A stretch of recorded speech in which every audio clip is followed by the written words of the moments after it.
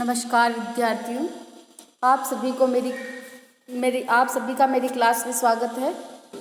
पूर्व की क्लास में अपन जो है भारतीय संस्कृति के मूल तत्व के अंतर्गत अपन ने आश्रम व्यवस्था और वर्ण व्यवस्था पढ़ी थी। आज हम विवाह के बारे में पढ़ेंगे। विवाह जो है, विवाह के 8 प्रकार बताए हैं। विवाह के 8 प्रकार बताए हैं। 8 प्रकार में पहला है ब्रह्म विवाह, दूसरा देव विवाह, तीसरा आर्ष विवाह, चौथा प्रजापत्य विवाह, पांचवा असुर विवाह, छठा गांधर्व विवाह, सातवां राक्षस विवाह और आठवां पिशाच विवाह।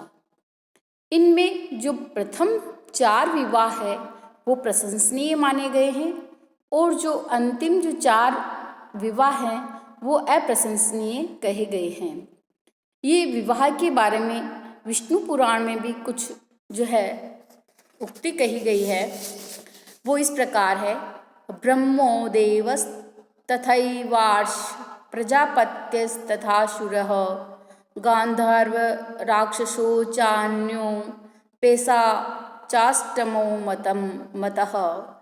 अर्थात ब्रह्म देवस्तथैवार्ष प्रजापत्यस्तथासुरः गांधर्व राक्षसो चान्यो पेशाचाष्टमो मतः। जो विवाह है वो 8 ही विवाह इसके अंतर्गत आ गए हैं। जो पहला विवाह है वह ब्रह्म विवाह है। वो इस प्रकार है। ब्रह्म विवाह के अंतर्गत जो पिता है स्वयं ही जो है सर्वगुण संपन्न वर को आमंत्रित करके विधिवत यथाशक्ति धन धान्य से कन्या का विवाह करता है इस विवाह के अंतर्गत। और यह विवाह सर्वश्रेष्ठ प्रकार का कहा गया है। जो ब्रह्म विवाह है यह इसका उदाहरण ऋग्वेद में सोम सूर्य का विवाह माना गया है। इन सोम और सूर्य का विवाह जो है ब्रह्म विवाह के अंतर की श्रेणी में गिना जाता है। दूसरा जो विवाह है वह है देव विवाह। देव विवाह के अंतर्गत देव यज्ञ में पुरोहित को कन्या का दान किया जाना बताया है। और यज्ञ तु वितते सम्यक ऋत्विजे कर्म कुर्वते अलंकृते सुतादानम देवम धर्म प्रचक्षते। यह जो कारिका है ये देव विवाह के लिए उपयुक्त है। इसमें देव विवाह के बारे में बताया है। और यह विवाह जो है केवल ब्राह्मणों में ही जो है माना गया है, प्रचलित है, बहुत ज़्यादा अधिक ब्राह्मणों में प्रचलित है। देव यज्ञ में जो है पुरोहित कन्या का दान किया जाता है, कन्या का दान कर दिया जाता है इसमें यज्ञ के द्वारा, यज्ञ संपन्न होने पर। तो ये इस प्रकार ये देव विवाह है। और तीसरा जो विवाह है आर्ष विवाह कहलाता है। आर्ष विवाह जो है यह है इस विवाह के अंतर्गत जो है वर कन्या के पिता को यज्ञ आदि कर्मों हेतु 1 या 2 गो मैथुन देकर कन्या का विवाह कराता है। कन्या के पिता को क्या दिया जाता है? यज्ञ कर्मों हेतु 1 या 2 गो मैथुन देकर, अर्थात जोड़ा देकर, गाय का जोड़ा देकर के कन्या का विवाह करवाया जाता है। ये आर्ष विवाह कहलाता है। इसमें चौथा जो है प्रजापत्य विवाह है। इसके अंतर्गत, इस विवाह के अंतर्गत पिता संस्कारित योग्य वर के साथ कन्या का विवाह करता है अपनी इच्छा अनुसार। और सधर्म जो है चरत इति प्रजापत्य है। इसमें कहा है सह धर्म चरत इति प्रजापत्य है। यहाँ सहोभौ चरताम का उपदेश दिया गया है। आसुर जो विवाह है 5वां आसुर विवाह है। इस विवाह के अंतर्गत जो है पुरुष कन्या के पिता को यथाशक्ति धन देकर विवाह करता है। अर्थात जो भी वर पक्ष है वह कन्या के पिता को क्या देता है? धन देता है। धन देकर विवाह कराता है। इसे आसुर विवाह कहते हैं। इस विवाह का दूसरा नाम मानुष विवाह भी कहा गया है। और यह क्षत्रियों के द्वारा स्वीकार्य है। ये इसके अंतर्गत भी एक कारिका कही गई है। जातिभ्यो द्रविणं दत्वा कन्यायै चैव शक्तितः कन्यादानं स्वच्छंद्यादासुरो धर्म उच्यते।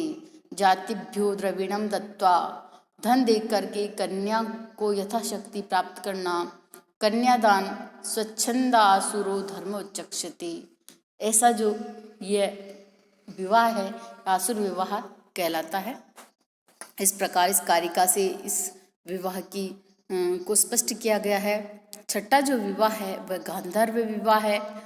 गांधर्व विवाह अर्थात जो है इस गांधर्व विवाह का दूसरा नाम जो है लव मैरिज भी इसे कह सकते हैं। पर और पुरुष और स्त्री दोनों निश्चय करते हैं विवाह करने के लिए। इसमें स कामेन स कामायाम मिथ संयोगो गंधर्व ऐसा उक्ति कही गई है। इसमें हिमालय के निकट भूभाग में अत्यधिक प्रचलित होने के कारण इसका नाम गंधर्व विवाह कहा। गंधर्व विवाह कहा।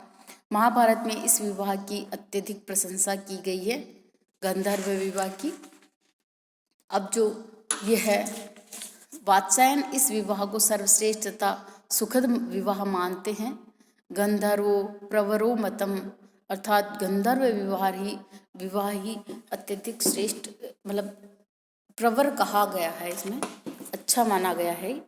और जो इसका जो उदाहरण हमें देखने को मिलता है वो महाकवि कालिदास द्वारा विरचित अभिज्ञान शाकुंतलम का जो नायक दुष्यंत और नायिका शकुंतला है, ये दोनों ही जो विवाह करते हैं वह गंधर्व विवाह था। और पूर्वा और उर्वशी का जो विवाह है वह भी गंधर्व विवाह की श्रेणी में ही गिना जाता है। तो इस प्रकार गंधर्व विवाह को जो है वात्स्यायन इस विवाह को सर्वश्रेष्ठ और सुखद मानते हैं। गंधर्व प्रवरो मतम ऐसी उक्ति इस विवाह के बारे में कही गई है। सातवां जो विवाह है वह है राक्षस विवाह। राक्षस विवाह के अंतर्गत जो है रोती पीटती हुई कन्या को उसके परिवार वालों को मार पीट कर बलात् अपहरण कर लेना राक्षस विवाह कहलाता है। कि रो रही है, पीटा जा रहा कन्या को, मारा जा रहा, उनके घर परिवार वालों को अपहरण कर लेते हैं, बलात् उसका जो अपहरण कर लेना राक्षस विवाह की श्रेणी के अंतर्गत आता है। इसमें एक कारिका भी कही गई है, वो हत्वा छित्वा च भित्वा च क्रोशन्तिं रुदन्तिं गृहात् प्रसह्य कन्याहरणं राक्षसो विधिरुच्यते। अर्थात इसमें हत्वा छित्वा च भित्वा क्रोशन्तिं रुदति गृहात् रोती हुई प्रसह्यम बलपूर्वक कन्या हरणम राक्षसो विधिरुच्यते। ऐसा बलपूर्वक जो है कन्या का हरण करना ही राक्षस विवाह कहलाता है। इस जो विवाह को युद्ध से उत्पन्न विवाह भी माना जाता है। और महाभारत में भीष्म ने इस प्रकार के विवाह की प्रशंसा की और क्षत्रियों के लिए उपयुक्त बताया है। अर्जुन का जो है इसका जो उदाहरण है वह अर्जुन का कृष्ण की बहन सुभद्रा के साथ जो विवाह है वह राक्षस विवाह है की श्रेणी में रखा गया है। अर्जुन का श्री कृष्ण की जो बहन सुभद्रा है उसके साथ जो युद्ध हुआ, जो ये युद्ध राक्षस विवाह ही कहलाया। और आठवां जो विवाह है वह है पैशाच विवाह। पैशाच विवाह के अंतर्गत जो है सबसे अधिक अप्रशंसनीय विवाह है। इसमें सोई हुई जो मदाकुला या असमर्थ कन्या पर छल कपट के द्वारा अधिकार प्राप्त कर लेना पिशाच विवाह कहलाता है। इसमें कारिका दी गई है, सुप्ताम मत्ताम वारहो यत्रोपगच्छति स पापिष्ठो विवाहानां पाप्येषाचष्टाष्टमो अधम। सुप्ताम मत्ताम वारहो यत्रोपगच्छति स पापिष्ठो विवाहानां पेशाचष्टाष्टमोऽधमः। अर्थात इस विवाह को अधम विवाह कहा गया, आठवां प्रकार बताया है। और यह भी दो प्रकार का होता है, अनुलोम विवाह और प्रतिलोम।